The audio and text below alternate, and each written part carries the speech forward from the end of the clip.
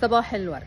الشيف براك كتير قالوا ان اسعاره بعد ما فتح في القاهرة وكان بيستثمر في محل كبير قوي في القاهرة ان اسعاره بتستفز المصريين. خرجت من عنده من ايام قليلة فاتورة ب14,000 جنيه. كتير لما شافها استغرب.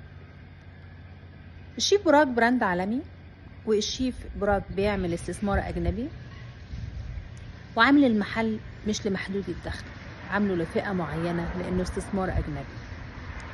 على سبيل المثال مثلا ازازة المياه المعدنية الصغيرة ب40 جنيه، بتتباع في الساحل بأغلى من كده على فكرة.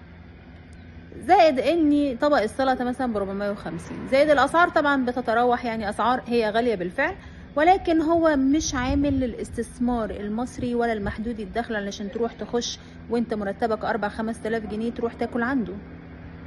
مش هتقدر تاكل عنده.